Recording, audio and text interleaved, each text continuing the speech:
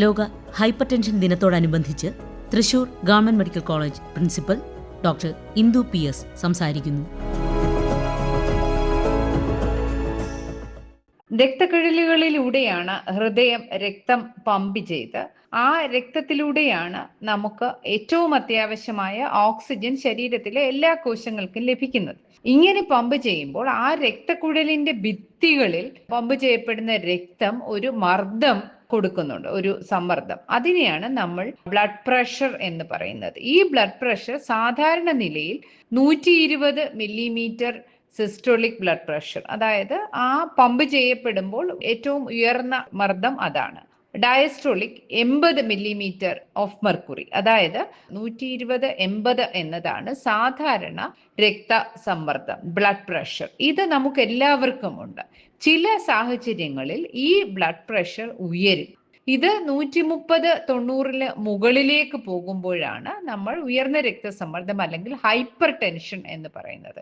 ഈ ഹൈപ്പർ ടെൻഷന്റെ ഒരു പ്രത്യേകത, പ്രത്യേകിച്ച് ലക്ഷണങ്ങളൊന്നുമില്ലാതെ ഒരുപാട് സങ്കീർണതകൾക്ക് കാരണമാകും എന്നതാണ്. ഈ സങ്കീർണതകളാകട്ടെ ലോകത്ത് ഏറ്റവും കൂടുതൽ പ്രിമച്വർ ഡെത്ത്സ്, അതായത് പ്രായം എത്തുന്നതിന് മുൻപേയുള്ള മരണം, ചെറുപ്പക്കാരുടെ മരണം, അങ്ങനെയുള്ള മരണങ്ങൾക്ക് കാരണമാകുന്ന ഏറ്റവും പ്രധാനപ്പെട്ട പ്രിവെന്റബിൾ കോസ്, തടയാൻ കഴിയുന്ന കാരണമാണ്. അതായത് നമ്മൾ ഈ ഹൈപ്പർ ടെൻഷൻ എന്ന ഒറ്റ ഒരു കാരണത്തെ നിയന്ത്രിക്കുകയാണെങ്കിൽ, അതിനെ പ്രതിരോധിക്കുകയാണെങ്കിൽ നമുക്ക് ഏറ്റവും കൂടുതൽ മരണങ്ങളെ തടയാൻ പറ്റും.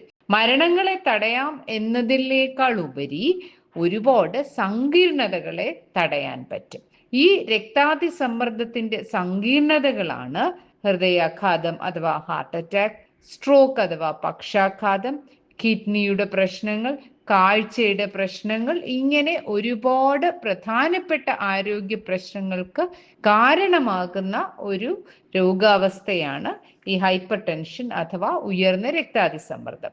ഇതിനെ സാധാരണമായി പറയുന്നത് സൈലന്റ് കില്ലർ അല്ലെങ്കിൽ നിശബ്ദ കൊലയാളി എന്നാണ്.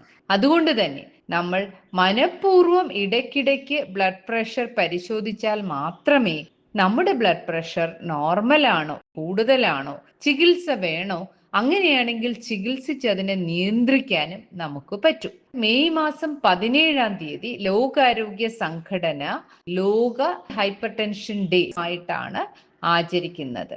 ഈ വർഷത്തെ പ്രധാനപ്പെട്ട വിഷയം നമുക്ക് ഒരുമിച്ച് രക്താതിസമ്മർദ്ദത്തെ നിയന്ത്രിക്കാം, രക്തസമ്മർദ്ദം കൂടെ കൂടെ പരിശോധിക്കാം, അങ്ങനെ ഈ നിശബ്ദ കൊലയാളിയെ പരാജയപ്പെടുത്താം എന്നുള്ളതാണ്. കേരളത്തെ സംബന്ധിച്ചിടത്തോളം ഏത് പ്രാഥമിക ആരോഗ്യ കേന്ദ്രത്തിലും സബ് സെന്ററിലും ഏറ്റവും ചെറിയ ക്ലിനിക്കുകളിൽ പോലും ഈ രക്തസമ്മർദ്ദം പരിശോധിക്കാനുള്ള സൗകര്യം നിലവിലുണ്ട്. പലരുടെയും വീടുകളിൽ പോലും ഈ രക്തസമ്മർദ്ദം പരിശോധിക്കുന്ന സ്ഫിങ്മോമാനോമീറ്റർ ലഭ്യമാണ്. അപ്പൊ നമ്മൾ കൂടെ കൂടെ ഏത് പ്രായക്കാരും, അത് കുട്ടിയാവട്ടെ, കൗമാരപ്രായക്കാരോ, യുവാക്കളോ, മധ്യവയസ്കരോ ആരുമാകട്ടെ, ഉയർന്ന രക്തസമ്മർദ്ദം എന്നത് മറ്റ് സങ്കീർണതകൾക്ക് കാരണമാകുന്ന ഒരു ആരോഗ്യ പ്രശ്നമായതുകൊണ്ട് തന്നെ അതിനെ നിസ്സാരമായി കാണരുത് എന്നുള്ളതാണ്.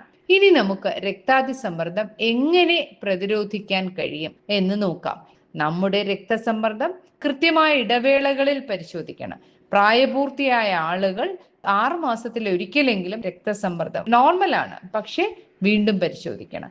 നമ്മുടെ നമ്പറുകൾ നമ്മൾ അറിയണം. നമ്മുടെ പ്രായം എത്രയാണെന്ന് ചോദിച്ചാൽ നമുക്കറിയാമല്ലോ. അതുപോലെ നമ്മുടെ രക്തസമ്മർദ്ദം എത്രയാണ് എന്ന് ചോദിച്ചാൽ നമുക്ക് അറിയാൻ കഴിയണം.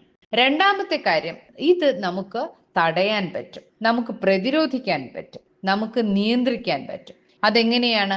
ആരോഗ്യകരമായ ഭക്ഷണം, ആവശ്യത്തിന് വ്യായാമം, പുകവലി ഒഴിവാക്കുക, മദ്യപാനം ഒഴിവാക്കുക, മരുന്നുകൾ കൃത്യമായിട്ട് കഴിക്കുക. ഈ കാര്യങ്ങളിലൂടെയാണ് നമുക്ക് രക്താതിസമ്മർദ്ദത്തെ നിയന്ത്രിക്കാൻ കഴിയുന്നത്. അടുത്ത പ്രധാനപ്പെട്ട സന്ദേശം, നേരത്തെ ഇത് കണ്ടുപിടിച്ചാൽ ജീവൻ രക്ഷിക്കാൻ പറ്റും എന്നുള്ളതാണ്. പലപ്പോഴും ഒരു ലക്ഷണവും ഇല്ലാതെയാണ് ഉയർന്ന രക്തസമ്മർദ്ദം സങ്കീർണതകളിലേക്ക് എത്തുന്നത്. ഉദാഹരണത്തിന് ഒരാളിനെ ഒരു ഹാർട്ട് അറ്റാക്ക് ആയിട്ട് കാഷ്വാലിറ്റിയിൽ കൊണ്ടുവരികയാണ്. ബ്ലഡ് പ്രഷർ പരിശോധിക്കുമ്പോൾ വളരെ ഉയർന്ന നിലയിലാണ്. പക്ഷെ അതുവരെ അദ്ദേഹത്തിന് മറ്റൊരു ലക്ഷണവുമില്ല. ഒരു സങ്കീർണത അല്ലെങ്കിൽ ഒരു കോംപ്ലിക്കേഷനുമായിട്ടാണ് ആദ്യമായിട്ട് ആശുപത്രിയിൽ വരുന്നത്. അത് ഹാർട്ട് അറ്റാക്ക് ആകാം, സ്ട്രോക്ക് ആകാം. അപ്പൊ അതുകൊണ്ട് തന്നെ നേരത്തെ കണ്ടുപിടിക്കുക എന്നുള്ളത് ജീവൻ രക്ഷിക്കാനുള്ള ഒരു നടപടിയാണ്. അടുത്ത പ്രധാനപ്പെട്ട കാര്യം, ബ്ലഡ് പ്രഷർ അല്ലേ, ഇനി ഒന്നും ചെയ്തിട്ട് കാര്യമില്ല എന്നുള്ള ഒരു ചിന്ത തെറ്റാണ്. തീർച്ചയായിട്ടും ഏറ്റവും ഫലപ്രദമായ ചികിത്സ ഹൈപ്പർ ടെൻഷൻ നിയന്ത്രണ വിധേയമാക്കാനായിട്ട് നമുക്കുണ്ട്. ബ്ലഡ് പ്രഷർ അഥവാ കണ്ടുപിടിച്ചാൽ അത് നിസ്സാരമായി കളയാതെ ചികിത്സിച്ചു മാറ്റണം. മൂന്നാമത്തെ കാര്യം, ഇതിന് കുറെ നാള് ചികിത്സ വേണ്ടിവരും. കൃത്യമായിട്ട് നമ്മൾ ഇത് ചികിത്സിച്ചുകൊണ്ടിരിക്കണം. ഇനി നമ്മൾ ഭക്ഷണത്തിലും വ്യായാമത്തിനും കുറിച്ച് പറഞ്ഞല്ലോ. ആരോഗ്യകരമായ ഭക്ഷണം രക്തസമ്മർദ്ദത്തെ സാധാരണ നിലയിൽ നിയന്ത്രിക്കും. ഉദാഹരണത്തിന് നമ്മൾ അച്ചാറ്, ഉപ്പേരി, പപ്പടം തുടങ്ങി ഉപ്പ് കൂടുതലുള്ള അച്ചാറുകളിൽ ധാരാളം ഉപ്പടങ്ങിയിട്ടുണ്ട്. പപ്പടവും ഒക്കെ വല്ലപ്പോഴും കഴിക്കാമെന്നല്ലാതെ സ്ഥിരമായിട്ട് അച്ചാറും പപ്പടവും ഭക്ഷണത്തിൽ ഉൾപ്പെടുത്തുന്നത്. അതുപോലെ തന്നെയാണ് ബേക്കറി പലഹാരങ്ങൾ. ബേക്കറി പലഹാരങ്ങളിൽ ഉപ്പ് അഥവാ സോഡിയത്തിന്റെ പല ഭേദങ്ങളുണ്ട്. അത് ബേക്കിംഗ് സോഡയായിട്ടും ഒക്കെ. അപ്പൊ അതുകൊണ്ട് തന്നെ ഇതിന്റെയൊക്കെ നിയന്ത്രണം അത്യാവശ്യമാണ്. അതേസമയം പൊട്ടാസ്യം കൂടിയ ഭക്ഷണങ്ങൾ നമുക്ക് നല്ലതുമാണ്. ഉദാഹരണത്തിന് പച്ചക്കറികളും പഴങ്ങളും. ഒരു ദിവസം പ്രായപൂർത്തിയായ ഒരാൾ 450 ഗ്രാം പച്ചക്കറികളും 150 ഗ്രാം പഴങ്ങളും കഴിക്കണം. അതുപോലെ തന്നെ ചീര തുടങ്ങിയ ഇലക്കറികളും പ്രധാനമാണ്. അപ്പൊ ഈ പൊട്ടാസ്യം കൂടിയ ഭക്ഷണം കഴിക്കുക. അതുപോലെ ഈ നമ്മുടെ ധാന്യങ്ങളുടെ അളവും പൊതുവിൽ കേരളത്തിലെ ഭക്ഷണത്തിൽ കൂടുതലാണ്. അപ്പൊ അത്തരം ഈ ചോറൊക്കെ കുറച്ചിട്ട് പച്ചക്കറികളും പഴങ്ങളും കൂടുതൽ കഴിക്കുക എന്നുള്ളതും അത്യാവശ്യമാണ്. പുകവലി പൂർണ്ണമായിട്ടും ഒഴിവാക്കണം. മദ്യപാനവും പൂർണ്ണമായിട്ടും ഒഴിവാക്കണം. ഇത് രണ്ടും പ്രതിരോധത്തിൽ അത്യാവശ്യമാണ്. പിന്നെ നടക്കുന്ന കാര്യം, വ്യായാമം നമ്മൾ പറയുമ്പോൾ എല്ലാവർക്കും വ്യായാമം വേണം, കുട്ടികൾക്കും വേണം. ഒരു ദിവസം 1 മണിക്കൂറെങ്കിലും കുട്ടികൾ ഓടിക്കളിക്കണം. മുതിർന്നവരൊക്കെ ആഴ്ചയിൽ 5 ദിവസമെങ്കിലും ദിവസം അരമണിക്കൂർ വെച്ച് നടക്കണം. നമ്മുടെ നാട്ടിലെ സ്ത്രീകൾക്ക് പ്രത്യേകിച്ച് വീട്ടുജോലി മാത്രമാണ് ചെയ്യുന്നത്.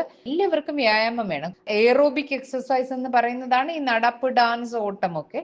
അതുപോലെ തന്നെ പ്രധാനമാണ് ആഴ്ചയിൽ 2 ദിവസമെങ്കിലും അനറോബിക് അല്ലെങ്കിൽ സ്ട്രെങ്ത് ട്രെയിനിങ്. നമ്മൾ ഒന്നിനും ജിമ്മിൽ പോയി ചെയ്യുക, അല്ലെങ്കിൽ ഒന്നിച്ച് ചെയ്യുക, അതല്ലെങ്കിൽ വീട്ടിലെ ചെറിയ ഇപ്പൊ ഈ പുഷപ്പ് പോലെയുള്ള എക്സസൈസുകളൊക്കെ അത്യാവശ്യമാണ്. ഇത് പ്രമേഹത്തെ പ്രതിരോധിക്കാൻ കൂടി നമ്മൾക്ക് സഹായിക്കും. അമിതവണ്ണം ഒക്കെ കുറയ്ക്കുക എന്നുള്ളതും ഇതിന്റെയൊക്കെ പ്രതിരോധത്തിന് അത്യാവശ്യമാണ്. അതുപോലെ മാനസിക സമ്മർദ്ദം രക്താതി സമ്മർദ്ദത്തിന് കാരണമാകും. നമുക്ക് മനപ്രയാസവും, അത് പല കാരണങ്ങളാകാം. അപ്പൊ ഇതിൽ ഏത് കാരണങ്ങളാണെങ്കിലും അതിന് ഫലപ്രദമായ ഒരു ഇടപെടൽ നടത്തി അത് കുറയ്ക്കുക.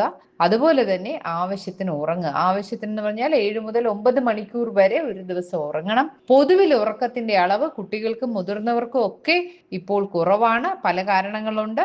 ജോലിയുടെ കാരണങ്ങളാകാം. അതിൽ കൂടുതലായിട്ട് ഇപ്പൊ ഇന്റർനെറ്റിന്റെ ഉപയോഗം, സോഷ്യൽ മീഡിയ ഉപയോഗം കൂടി അതിന് കാരണമാണ്. പക്ഷെ ഉറക്കം ഏറ്റവും അത്യാവശ്യമാണ്. കാരണം നമ്മുടെ ശരീരത്തിന് മുഴുവൻ റെസ്റ്റ് കിട്ടുന്ന, ഓരോ ടിഷ്യൂവിനും റെസ്റ്റ് കിട്ടുന്ന, ഒരുപാട് റിപ്പയർ ശരീരത്തിൽ നടക്കുന്നത് നമ്മൾ ഉറങ്ങുമ്പോഴാണ്.